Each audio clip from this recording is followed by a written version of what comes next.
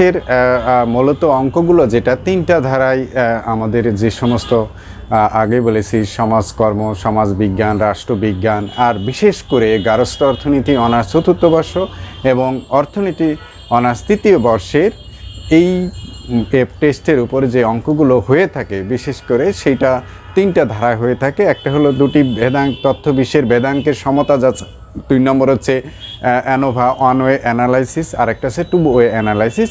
তো যখন আমরা ধারাবাহিকভাবে সেটা আলোচনা করব। তো যাই হোক, আজকে যেটা হচ্ছে সেটা হলো দেখো এফ টেস্টের দুটি বিশ্বের দেখো বলছে এফ যাচাই যে দুটি তথ্য বিশ্বের ভেদাঙ্কের সমতা যাচাই। প্রশ্ন আমি এখানে দুটো দিয়েছি, এই সাধারণত এই 2 ধারার প্রশ্নগুলো এখানে হয়ে থাকবে। তোমরা এই 2টা প্রশ্ন যদি একটু বোঝো, ধারণা নাও, তাহলে কিন্তু যে অঙ্ক আসুক এই এফ টেস্টের দুটি ভেদাঙ্কের সমতা যাচাই এইভাবেই আসবে। তো প্রথমটা দেখো প্রশ্ন, গাণিতিক প্রশ্ন 1 নম্বর বলছে কি দেখো 10 ও 12 আকারের দুটি নমুনার ভেদাঙ্ক 11.5 ও 5.11 বলছে নমুনা দ্বয়ের ভেদাঙ্কের সমতা যাচাই করো। একটা আমি এইটা বোঝাবো, তারপর ওইটা বোঝাবো, তাহলে তোমাদের এই 2টা অঙ্ক সম্বন্ধে একটা ক্লিয়ার ধারণা হয়ে যাবে।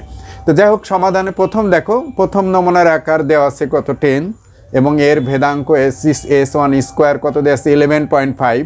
আবার দ্বিতীয় নমুনার আকার দেওয়া আছে কত N2 সমান কত দেখো 12, এর ভেদাঙ্ক দেওয়া আছে 5.11 বলছে। তাহলে এই গেল।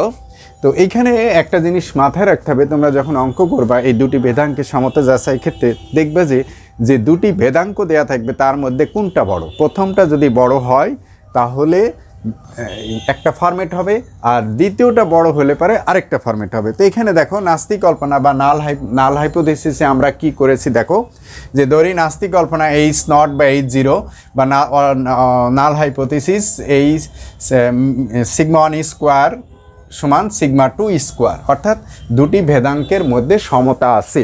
অর্থাৎ দুটি ভেদাঙ্কের মধ্যে কি আছে বলো, বা সমগ্র ভেদাঙ্কের মধ্যে সমতা আছে, বা সমতা পার্থক্য নেই, সমতা আছে বা কি বলো পার্থক্য নেই। ঠিক আছে, অর্থাৎ দুটি ভেদাঙ্কের মধ্যে কোনো পার্থক্য নেই বা সমতা আছে। আর এটা হলো কি দেখো, যে দুটি ভেদাঙ্কের মধ্যে প্রথমটা বড় আর কি দ্বিতীয়টা ছোট, অর্থাৎ প্রথম ভেদাঙ্ক বড় আর দ্বিতীয় ভেদাঙ্কটা কি বলো ছোট। সেটা কিভাবে বুঝলাম, এই ভেদাঙ্ক দেখে যে প্রথম ভেদাঙ্ক হচ্ছে এটা, দ্বিতীয় ভেদাঙ্ক এটা, এই জন্যে আমরা এখানে গ্রেটার দেন দেবো। ওকে, তাহলে অর্থাৎ প্রথম ভেদাঙ্ক বড়, দ্বিতীয় ভেদাঙ্কটা ছোট, অর্থাৎ প্রথম ভেদাঙ্ক বড়। এরভাবে আমরা অল্টারনেটিভ হাইপোথিসিস বা বিকল্প কল্পনা এভাবে দেব। তখন টেস্ট স্ট্যাটিস্টিক্স বা যাচাই নমুনাজ মান এফ এর ফর্মুলা হচ্ছে S1 square divided by S2 square. তাহলে আমরা এখানে মান পাইলাম কত 11.5 বিয়োগ ভাগ কত 5.11 সমান কত হলো 2.25। এইটা হলো আমার রেজাল্ট। এখন আমরা আগেই বলেছিলাম যে যখন আমরা তাত্ত্বিক ধারণা দিয়েছিলাম যে এফ টেস্টে দুটি পরামান আছে। এফ টেস্টে স্বাধীনতার মাত্রা কয়টা, দুটি। সেটা হলে এর স্বাধীনতা মাত্রা হচ্ছে দুটি। তাহলে এইটাকে বলা হচ্ছে নিউ 1, ইউ এর মতো ওয়াই এর মতন লিখবা নিউ 1, এর স্বাধীনতা মাত্রা নিউ 1 সমান হচ্ছে n-1। তার মানে কত, n এর মান কত 10 - 1 সমান কত হলো 9। আরেকটা হচ্ছে নিউ 2, ঠিক আছে, অর্থাৎ এখানে নিউ গ্রিক শব্দ নিউ 2 সমান হচ্ছে দেখো যে n2 - 1। তার মানে n2 কত, n2 হচ্ছে 12 - 1 সমান কত হলো বলো 11। ওকে, তাহলে এইখানে স্বাধীনতা মাত্রা দুটোর উপরেই কিন্তু এর সিদ্ধান্ত নিতে হবে। তাহলে আবার বুঝে নাও, এফ টেস্টের স্বাধীনতা মাত্রা কয়টা হলো, দুটি। তাহলে এইখানে আমরা যে কাজটা করব দেখো, এখন প্রশ্ন হলো যদি আমি 5% যাচাই করতে যাই, তোমরা আবারও বলো, যেহেতু এইখানে দেখো এফ টেস্টের আমার যে বইগুলোতে আছে তোমরা পাবা যে এফ টেস্টের স্বাধীনতা মাত্রা। এইখানে যদি আমরা 5% যাচাই করতে যাই, টেবিলটার দিকে লক্ষ্য রাখো, টেবিলে দেখবা যে ওপরেরটা একটা দিয়ে আছে n1 ডিগ্রি অফ ফ্রিডম আর নিচে একটা n2 আছে। তাহলে আমরা নিউ 1টা ধরবো ওপরে আর নিচে ধরবো কি n2টা। তাহলে প্রশ্ন হলো যে আমাকে ওপরে যদি থাকে 2 খুঁজবো, আমার এখানে কত আছে 9 আমি ডান দিকে খুঁজবো আর 11 কত নিচের দিকে খুঁজবো। তাহলে আমি 9 পর্যন্ত যদি আমার থাকে দেখো 9 পর্যন্ত যদি আসে 9 আর নিচে কত হলো 11, তাহলে 9 আর 11-এর জন্য 2.90, তার মানে আমার এই 5% এটার মান হচ্ছে কত বলো, 2.90। আচ্ছা, তাহলে আমি সিদ্ধান্তটা নেব কিভাবে, দেখো একটু লক্ষ্য রাখো সিদ্ধান্তটা, যে সিদ্ধান্ত দেখো যে 5% বা 0.05 সংশয় মাত্রায়, তাহলে কত আছে 9 ও 11 স্বাধীনতা মাত্রার জন্য কি বলছে, এফ যাচাইয়ের কত 9 ও কি বলছে যাচাইয়ের টেবিল মান খুব তত 2.90, কিন্তু নির্ণীত মান কত বলো 2.25, তাই না, যা টেবিল মানের চেয়ে কি, টেবিল মানের চেয়ে ছোট, টেবিল মানের চেয়ে ছোট। সুতরাং দেখো নাস্তি কল্পনাটি গ্রহণ করা হলো।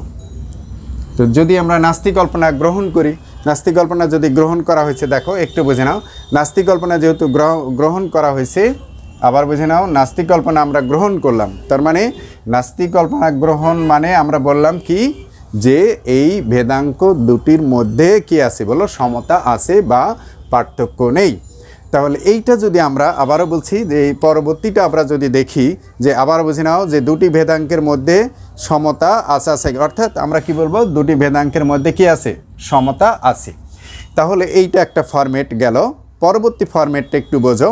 তাহলে এটা একটা গেল, এরপরে দেখো রেজাল্ট কত পেলাম, তাহলে এরও একটা স্বাধীনতা মাত্রা আছে, তাহলে এরও স্বাধীনতা মাত্রা হচ্ছে, স্বাধীনতা মাত্রা যেহেতু দুইটা, তাহলে হচ্ছে নিউ ওয়ান সমান কত, দেখো হচ্ছে n1 - 1, তার মানে n এর মান কত 8 - 1 কত 7, এটা হচ্ছে নিউ 2 সমান কত, দেখো নিউ 2 সমান হচ্ছে n2 - 1, তার মানে n2 সমান কত 10 - 1 সমান কত হলো 9। তাহলে এরও কিন্তু আমরা আবার বুঝি, এটা কিন্তু আমরা 5% যাচাই করছি, আবার 1% যাচাই করতে বলতে পারে, যেভাবে আসুক না কেন তোমরা ওই টেবিলটা দেখে করবা। তাহলে এইখানে হচ্ছে 7 আর 9, তাহলে আমরা যদি 7 আর 9 বিবেচনা করি, দেখো 7 আর কত হচ্ছে 9, তাহলে আমরা আবার সেই ফরম্যাটটা দেখব, এদিকে খুঁজবো 7, এদিকে খুঁজবো 9, অর্থাৎ ডান দিকে 7, বাম দিকে 9।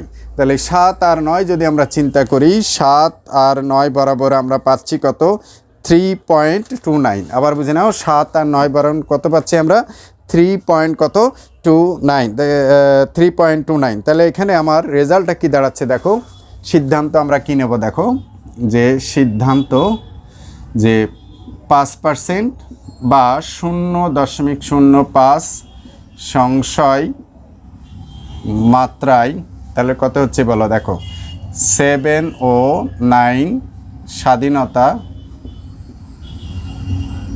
মাত্রার জন্য এফ যাচাইয়ের, আবার বুঝে নাও এফ যাচাইয়ের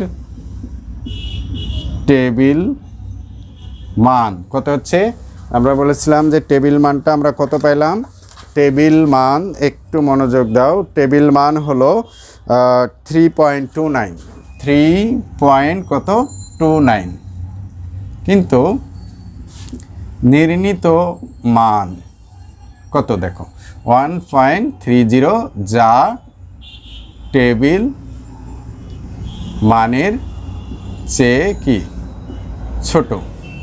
সুতরাং নাস্তি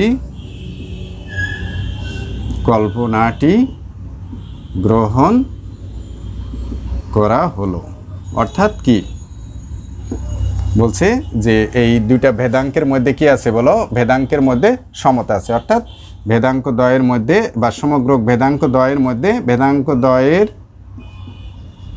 মধ্যে কি আছে বলো, সমতা আছে বা পার্থক্য নেই। ঠিক আছে, তাহলে এইখানে দুইটা বিষয় মাথায় রাখতে হবে, যে সমতা বা পার্থক্য যাই বুঝুক না কেন তোমরা এইভাবেই করবা। তো যাই হোক, এটা একটা প্রাথমিক, এই অঙ্কগুলো সাধারণত খুব কম আসে, তারপরেও তোমাদের ব্যাস মৌলিক ধারণার জন্য এটা লাগবে।